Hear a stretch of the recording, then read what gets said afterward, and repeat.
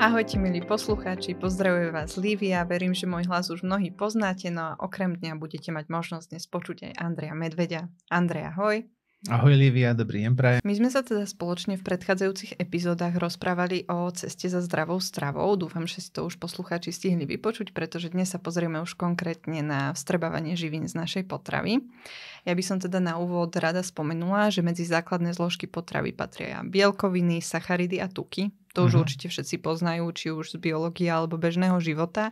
A mohol by si, Andrej, prosím, vysvetliť, aký význam majú pre telo tieto jednotlivé zložky?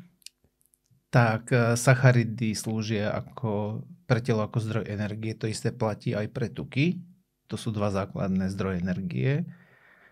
A tuky okrem iného slúžia na to, že sa z mnohých tukov sa tvoria hormóny, alebo budujú takisto telo, sú súčasťou tzv. Bunkových membrán.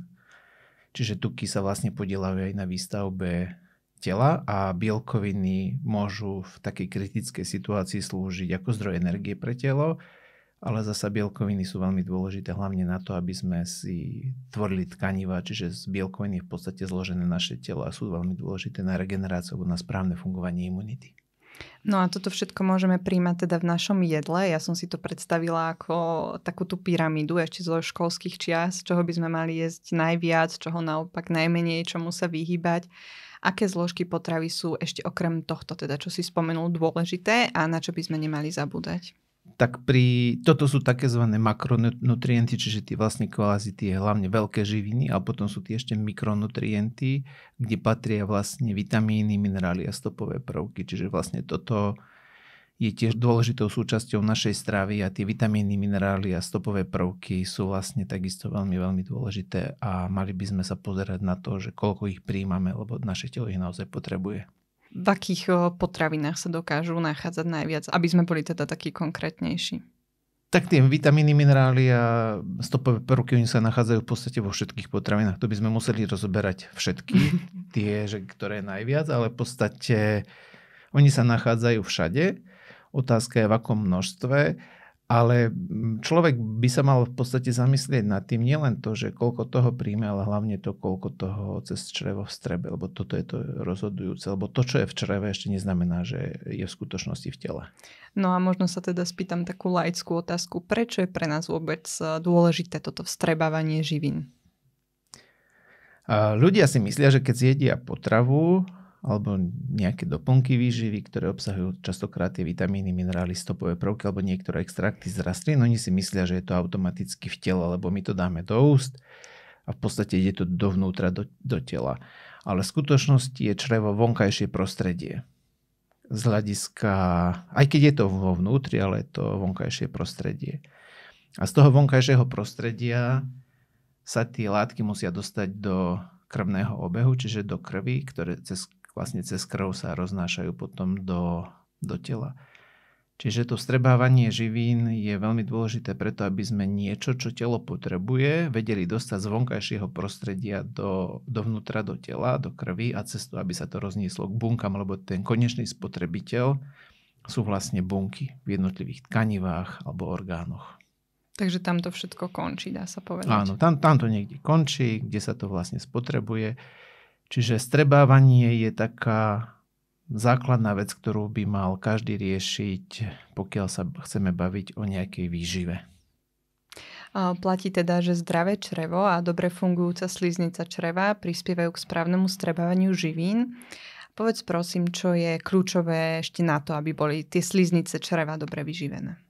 Tak ja by som najprv divákom ako poslucháčom povedal, že v podstate sliznica to je vnútorná výstielka toho čreva. Ale nielen čreva, sliznice sa nachádzajú napríklad aj v žalúdku, v dýchacích cestách a tak ďalej. A v podstate ja by som to prirovnal ku koži. Čiže tá sliznica má dve také úlohy: chrániť nás pred tým, aby tam nevniklo do tela niečo, čo tam nemá byť. A druhou takou úlohou tej sliznice je pustiť dovnútra tie živiny.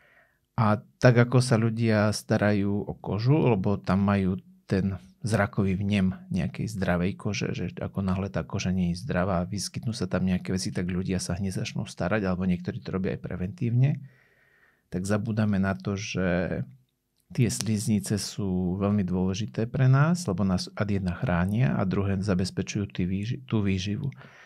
Čiže my by sme sa o tie sliznice mali starať a sliznice na to, aby dobre fungovali, takisto potrebujú poprvé mať správny mikrobióm, čiže tie baktérie, ktoré sú vo vnútri, v čreve, tak majú veľký vplyv na sliznicu a pokiaľ sú správne poskladané, čiže ak je ten mikrobióm zdravý, tak má pozitívny vplyv a pokiaľ není zdravý, tak negatívny vplyv. Ja by som rada spomenula aj baktériu, dúfam, že ju teraz správne vyslovím. Fecalibacterium praunici, ktorá je najviac zastúpená v hrubom čreve. Možno by si o tom mohol povedať viac, akú úlohu zohráva. Volá sa to, a teraz nevzlom, Fecalibacterium prausnici, ale nevadí, ako není to niečo, čo je bežne k počutiu. Čiže tá baktéria Fecalibacterium prausnici je pre zdravie človeka veľmi, veľmi dôležitá, lebo ona tvorí jednu látku, ktorá sa volá kyselina maslová. A kyselina maslová je masná kyselina. Masná kyselina s krátkym reťazcom a masné kyseliny sú vlastne zložky, z ktorých sa skladajú tuky. A kyselinu maslovú v podstate my potrebujeme na výživu slizníc. Vlastne tá kyselina maslová vyživuje sliznice a ako náhle my máme dostatok tejto kyseliny maslovej, tak tie sliznice veľmi dobre fungujú. Vlastne Fecalibacterium prausnici tvorí 5 až 10% tej celkovej populácie z toho čreva. A kyselina maslová, okrem toho, že vyživuje, tak sliznice tak ich chráni pred zápalom a pred rakovinou. Čiže tiež tvorí takú tú ochrannú bariéru. Áno, čiže má ochranu, ale zároveň vlastne tá kyselina maslová slúži aj pre zvyšok tela, lebo ona pôsobí nielen na črevo, ale aj na ostatné časti tela, napríklad ovplyvňuje mozog, ale nie len mozog, ona ovplyvňuje napríklad aj hladinu cukru v krvi a tak ďalej a tak ďalej. Snaží sa možno aj brániť nejakým nadmerným imunitným reakciám, ako sú alergie, atopie. Čiže v podstate tá kyselina maslová je veľmi dôležitá na to, aby sa vlastne imunita nedostávala do stavu, ktorý my nazveme častokrát buď alergia, alebo zápal, alebo autoimunita. Zákazníci si ale môžu dopomôcť trošku aj inak a my teda ponúkame z našej širokej rady produktov aj NutriAbsorb na lepšie vstrebávanie živín. Prečo si sa Andrej rozhodol takýto produkt priniesť ľuďom? Ale vymyslieť ho vôbec? Ja keď som začal robiť s doplnkami výživy, tak vždycky prišiel raz za čas niekto, kto mi povedal, na čo užívaš doplnky výživy, však aj tak dostaneš von buď cez stolicu alebo cez moč. Skrátka, ten človek sa mi snažil naznačiť, že v podstate je to zbytočné, lebo v podstate to vstrebávanie živín alebo tých doplnkov je v podstate veľmi limitované. A ja sa s tým samozrejme, že z časti stotožňujem, ono je limitované, ale do istej miery mi táto myšlienka vždycky prúdila hlavou a ja som rozmýšľal, že čo my môžeme urobiť preto, aby sme zlepšili vstrebávanie živín v čreve. A to nie je len doplnky výživy, ale aj celkovo tie masné kyseliny, tie aminokyseliny, čiže z čoho sa skladajú tie bielkoviny. Tak my máme vždy také komplexnejšie produkty, ktoré nezasahujú len na jeden problém, ale snažia sa byť také spektrálnejšie. A vlastne po nejakom čase som našiel jednu patentovanú zmes, ktorá sa skladá z dvoch zložiek. Je to extrakt z kozinca blanitého, alebo ináč nazývaný astragalus, a z čínskeho ženšenu. A vlastne na tento extrakt sa robili štúdie, kde sa vlastne dokázalo, že dokážu zväčšovať alebo zlepšovať vstrebávanie živín, ktoré my príjmame v potrave alebo z doplnkov výživy. Aké všetky benefity môžeme ešte okrem tohto vstrebávania živín očakávať s kúpou tohto produktu? No, tie benefity sú poprvé to, že zvýši sa množstvo tej Fecalibacterium prausnici. Podľa štúdií, ktoré sa robili, tak množstvo tej Fecalibacterium prausnici sa zvýšilo o 420%. Čiže je to veľmi dôležité u ľudí, ktorí majú, ako je to dokázané, že majú znížené množstvo tejto Fecalibacterium prausnici, a to sú rôzne tie choroby, ktoré sú spojené so zápalmi čriev, čiže napríklad to môže byť Crohnová choroba, alebo rôzne kolitídy, alebo rakovina, alebo to môžu byť napríklad rôzne metabolické problémy ako diabetes druhého typu. Čiže častokrát ten pokles tých baktérií je spojený s chorobami. A ďalšia vec, tá výhoda je to, že samotný ten extrakt pôsobí prebioticky. Čo to vlastne znamená? V podstate tento extrakt podporuje rast mnohých probiotických alebo zdraviu prospešných baktérií. Čiže to je ďalšia... A zabezpečuje zdravý črevný mikrobióm tým. A ďalšia vec je to, že tým, že sa zlepšuje mikrobiálne zloženie, tak samozrejme podporuje trávenie. Čiže má to výhodu to, že nielen zlepšuje vstrebávanie živín, ale zlepšuje vlastne črevný mikrobióm a zlepšuje trávenie a podporuje rozvoj dobrých baktérií a Fecalibacterium prausnici napríklad my nevieme dostať cez probiotika do tela. Takže toto je skvelý spôsob, ako sa to dá. Presne, lebo ako dneska vieme, že túto baktériu potrebujeme, je veľmi pre telo prospešná, ale nevieme zobrať nejakú tobolku alebo nejaký prášok, kde by sme to užili, lebo táto baktéria v podstate by na vzduchu odumrela, ona nevie prežiť. A jediné, čo môžeme my robiť, je, že podporujeme jej rozmnožovanie v čreve a tento výrobok je na to veľmi, veľmi dôležitý, aby dokázal podporiť rozmnoženie tejto baktérie v čreve. Ono aj z hľadiska tej racionality by mal byť toto podľa mňa produkt, na ktorom by sme mali stavať a kupovať si potom až časom tie iné výživové doplnky, pretože pokiaľ sa nám nebudú dobre vstrebávať, tak to nemá až taký želaný efekt, aký by to malo mať. Tak určite jedna zo základných vecí je to, že ak idem niečo užívať, je dobre sa pozrieť na to, aby som z toho, čo príjmem, ale nie len cez doplnky, ale aj cez stravu, aby som využil čo najviac. Čiže toto je kľúčový moment. Ďalší taký moment je to, že ako my starneme, tak v podstate tá sliznica stráca svoju funkčnosť. To je proces starnutia, je, že tkanivá alebo orgány alebo časti toho tela strácajú funkčnosť a tá funkčnosť tej sliznice je jednou z tých funkcií je vstrebávanie živín. Ako náhle človek už ide do toho seniorského veku, čiže už ako náhle človek ide to, čo sa nazve alebo môže sa to nazvať staroba, tak samozrejme zhoršuje sa vstrebávanie živín a tým pádom sa zvyšuje podvýživa.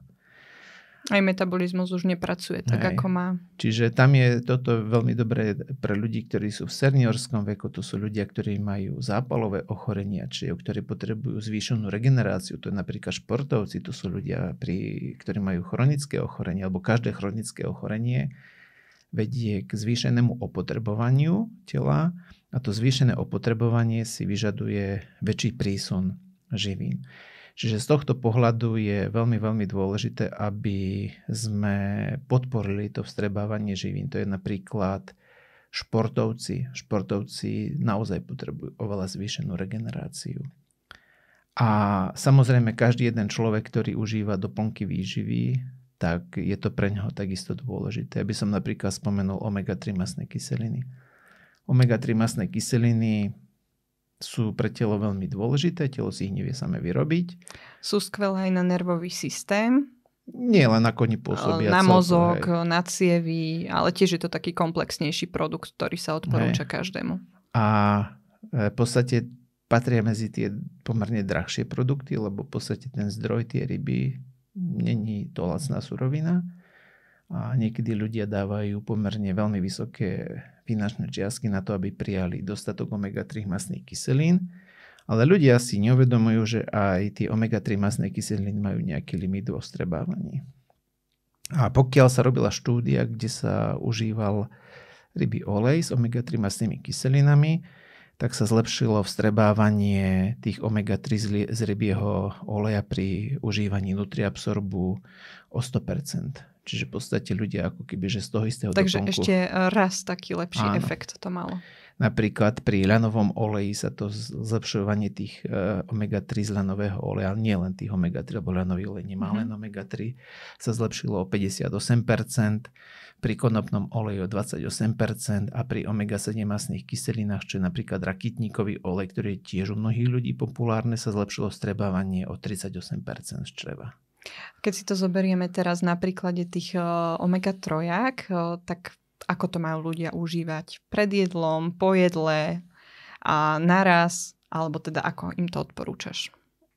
Tento výrobok je v podstate stačí jednu tobolku denne.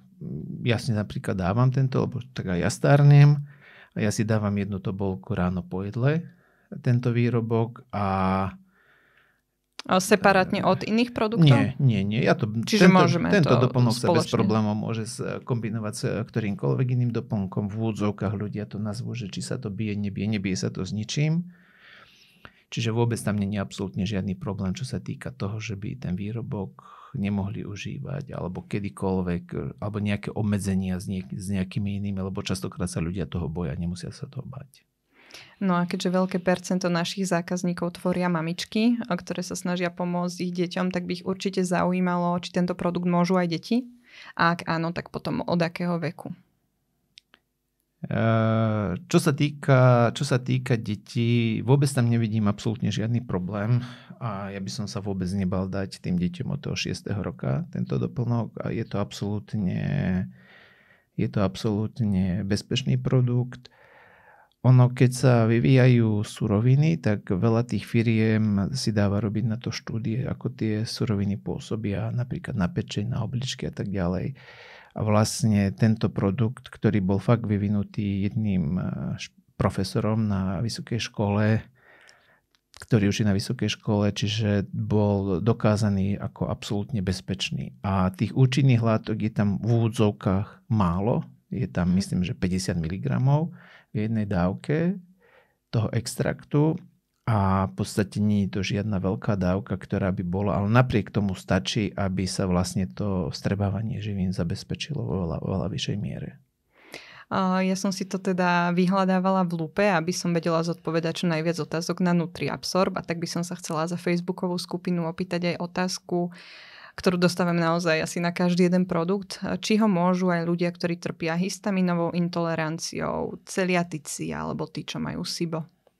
Čo sa týka SIBA, vo všeobecnosti ľudia, ktorí majú SIBO, najprv vysvetlíme, čo to je SIBO, je bakteriálne prerastanie, kde baktérie z hrubého čreva sa dostávajú do tenkého čreva a v podstate toto spôsobuje ľuďom problémy.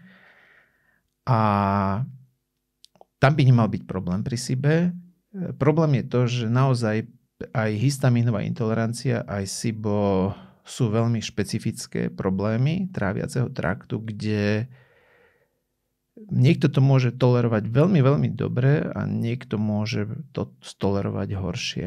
Takže otestovať si? Toto je fakt veľmi dobre otestovať, ale mám ľudí, ktorí majú histaminovú intoleranciu a majú aj SIBO a znášajú to veľmi dobre. Čiže veľmi záleží od toho individuálneho stavu, ale pri hlavne histaminovej intolerancii je naozaj tie reakcie sú veľmi, veľmi špecifické, že tam sa môže stať to, že ten človek to naozaj nebude tolerovať. Môže sa stať. Pri SIBE je to, zatiaľ čo ja mám nejaké skúsenosti, veľmi málo, ale aj tam sa stalo, myslím, že o 1-2 ľudí. Ale to je zanedbateľné už. Ale pri histamínovej intolerancii to bolo trošku väčšie percento, ale aj tak tam väčšina tých ľudí tolerovalo veľmi dobre. Celiatikov si spomínala však. Áno, aj tých. Celiatici majú jeden problém, že samotná celiakia zhoršuje strebávanie živín. Čiže tento výrobok je mimoriadne vhodný pre ľudí s celiakiou, lebo už samotná choroba tým, že znižuje strebávanie, tak vlastne spôsobuje podvýživu týchto ľudí. A ešte treba teda vyzdvihnúť aj to, že podvyživení ľudia nemusia byť iba tí, ktorí na oko vyzerajú byť nejakí chudší alebo útlejší, ale aj ľudia, ktorí majú viac kíl, nemusia mať dostatok živín vo svojom organizme. Takže toto býva niekedy mylne zamieňané. Presne tak. Toto je jedna veľmi, veľmi taká dôležitá vec, je uvedomiť si, že v podstate podvýživa neznamená byť chudý a obezita neznamená, že som dobre živený.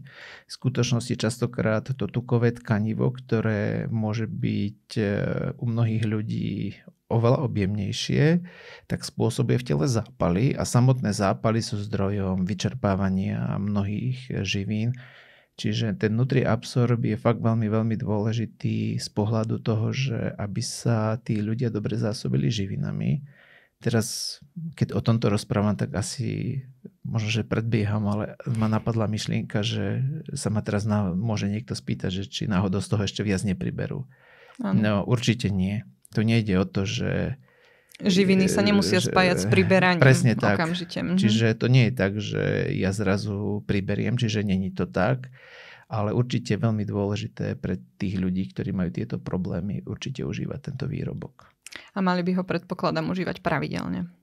No, ja si myslím, že áno. Minimálne celiatici, tam by to malo byť minimálne na dennej báze, lebo toto sú vlastne problémy, ktoré tí ľudia majú, že fakt tí ľudia sú podvýživení. A skvelým pomocníkom pri tejto podvýžive môže byť aj náš proteín granulát, ktorý sme nedávno dali aj do akcie takého špeciálneho balíčka. Obsahuje naozaj veľký zdroj bielkovín. Ja môžem povedať, že je to chutné. Sama som testovala tento proteín a môžu si ho ľudia spraviť na akýkoľvek spôsob podľa toho, čo majú radi.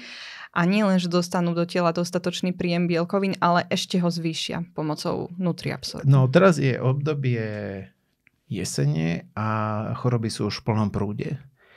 A ľudia častokrát riešia imunitu. Málo kto si uvedomuje, že keď človeka napadne patogén, tak tie bunky imunitného systému, toho adaptívneho, čiže toho, ktorý je schopný sa učiť, sa pri napadnutí patogénom potrebujú veľmi rýchlo množiť. A na to, aby sa množili, tak potrebujú veľmi veľa živín. Veľmi veľa. Napríklad vitamínu B9. Hej? Ale aj bielkovín. Napríklad NutriAbsorb ako masívne zvyšuje aj vstrebávanie vitamínu B9, ale aj bielkovín, čiže tých aminokyselín. A keď už spomínaš ten proteínový granulát, ktorý máme, tak je fermentovaný. Je to z ryže a hrachu, čiže je vhodný aj pre vegánov a vegetariánov. A tým, že je fermentovaný, tak je oveľa lepšie strebateľný a stráviteľný a tým, že sa použije ešte ten NutriAbsorb, tak samozrejme, že sa zlepší. A množstvo bielkovín, ktoré človek príjme, je veľmi, veľmi dôležité napríklad nielen pre samotné bunky imunitného systému, lebo oni sa tiež skladajú z bielkovín, ale veľmi dôležité na tvorbu protilátok. Čiže aby telo dokázalo vzdorovať patogénom infekciám. Presne, tie bielkoviny sú ako keby, že takým zabudnutou látkou, ktoré sú veľmi dôležité pre správne fungovanie imunity. Navyše, ak by som ešte dodal, aj tie sliznice, ktoré my máme, tak sú tiež z bielkovín a oni sa veľmi rýchlo opotrebovávajú.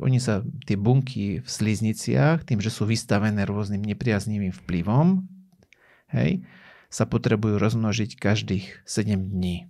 Aha. A na to, aby sa rozmnožili, tiež v podstate, aby regenerovali, my potrebujeme bielkoviny. Čiže v podstate vstrebávanie bielkovín, alebo tých aminokyselín, ktoré sa tiež cez NutriAbsorb zlepšuje v priemere plus minus o 57%, tak zabezpečuje to, aby telo malo dostatok priestoru na to, aby tie sliznice správne fungovali a regenerovali. Presne tak.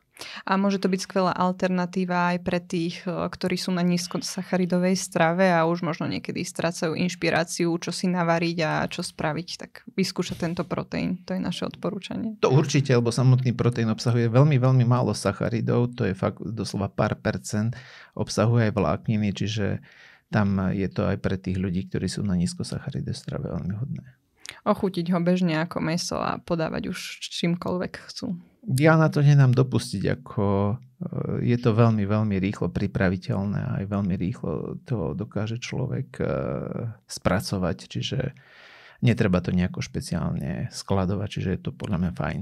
No dobré, vrátime sa zase ku nášmu produktu NutriAbsorb. Čo by si odpovedal ľuďom, ktorí možno majú obavy, či ho môžu kombinovať napríklad s nenafúkuj alebo gastropohodou? No, odpovedal by som to, že v podstate sa môžu a mnohí ľudia, ktorí užívajú lieky na pálenie záhy alebo v podstate na zvýšenú žalúdočnú kyselinu, tak im znižujú tú schopnosť organizmu tráviť v žalúdku a títo ľudia tiež trpia podvýživou. Čiže je to veľmi dobré napríklad u ľudí, ktorí majú problém s refluxom, lebo tam sa tiež spomaluje vstrebávanie živín, ale takisto z nenafúku je to veľmi dobrá kombinácia, lebo nenafúku obsahuje tiež špeciálne látky, ktoré pomáhajú tlmiť zápaly na slizniciach. Čiže aj samotný Nutriabsor je protizápalový a veľmi sa vhodne doplňa s rôznymi produktami. Čiže ak náhle ľudia potrebujú riešiť trávenie, lepšie zásobenie, rekonvalescenciu, tak vždycky majú ten Nutriabsor, je veľmi, veľmi vhodný na toto. A ešte by si možno mohol spomenúť, ako dokáže črevo komunikovať s mozgom a vymieňať si informácie. Ja som o tom písala newsletter, takže čo to o tom viem tiež. Ja by som sa vrátil k tej kyseline maslovej. Áno, kľudne. Tá kyselina maslová, ktorá sa vlastne tvorí v čreve, tak Faecalibacterium prausnici je jeden z tých najdôležitejších tvorcov tej kyseliny maslovej v čreve. A my vieme, že ten mozog s črevom komunikuje a jeden z tých komunikačných kanálov je kyselina maslová.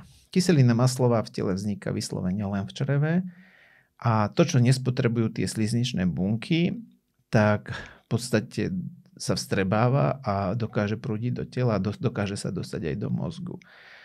A kyselina maslová je veľmi dôležitá na to, aby správne dozrievali bunky imunitného systému, ktoré sa nachádzajú v mozgu a volajú sa astrocity. Čiže toto je napríklad jeden z mechanizmov cez tú kyselinu maslovú, cez ktorú to črevo ovplyvňuje napríklad mozog alebo ten imunitný systém.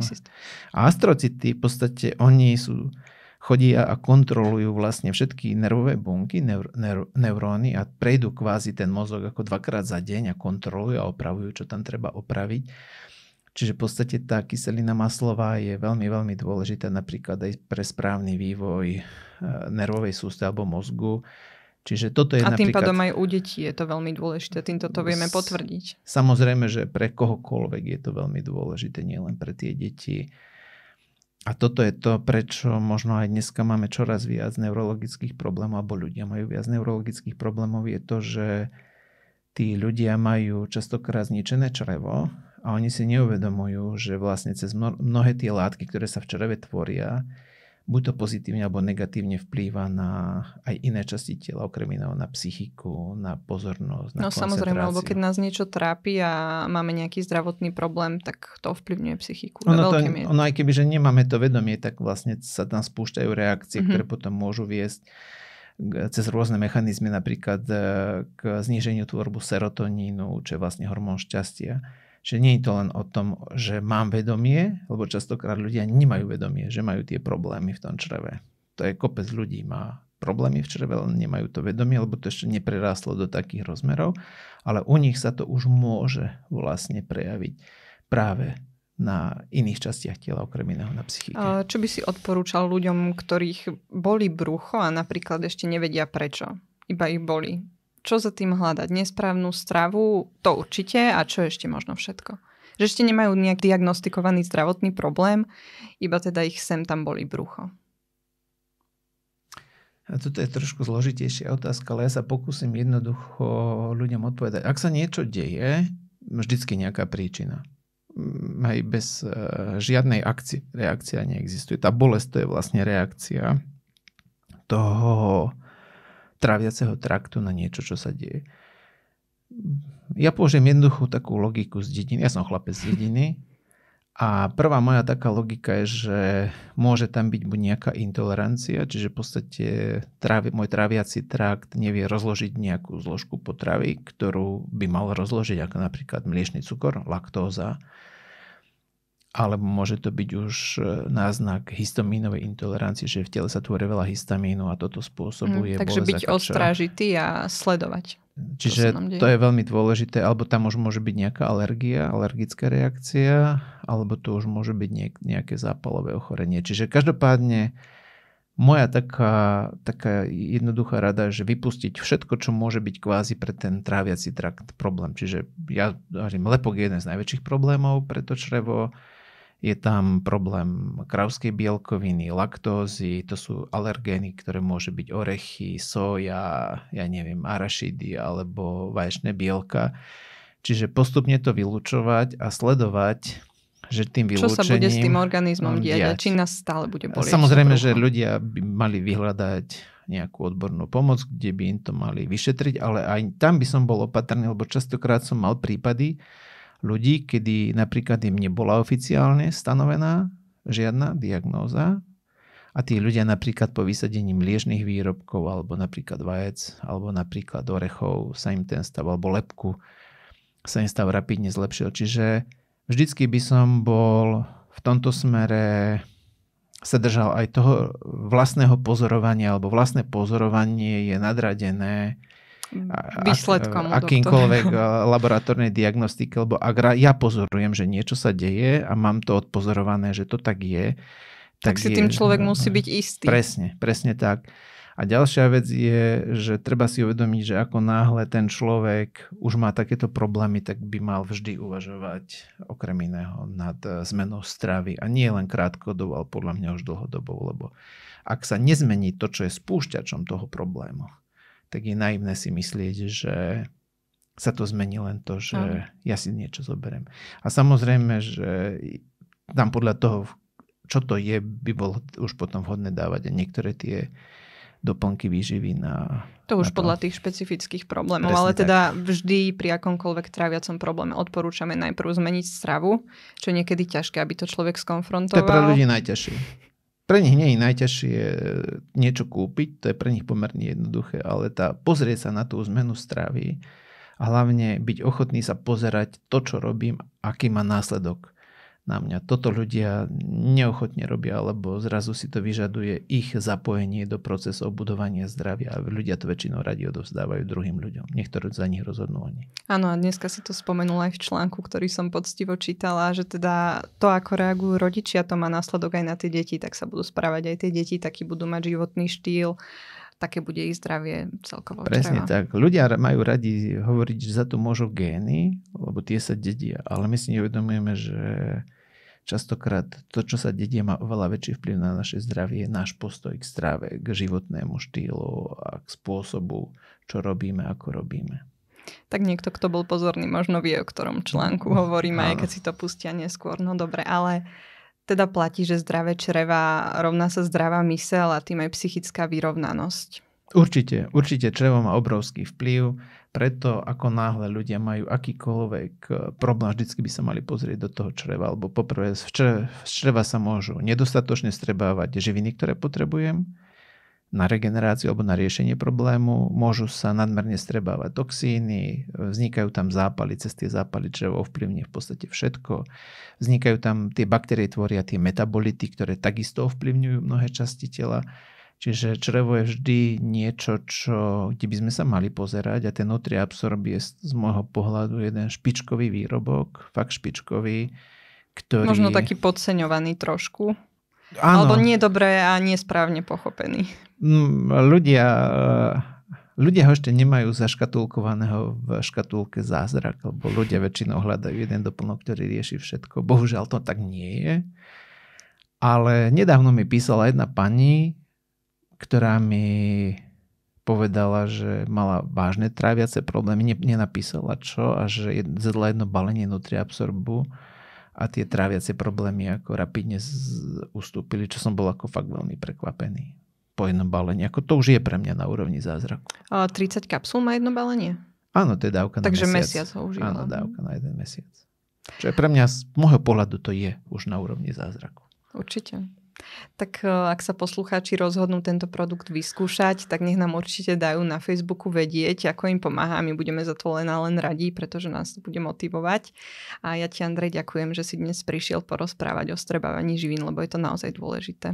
A ja ďakujem a som rád, že som tu mohol byť a verím, že tieto informácie poslucháčom niečo dajú. Tak, o to sa budeme snažiť. Ahojte. Dovidenia.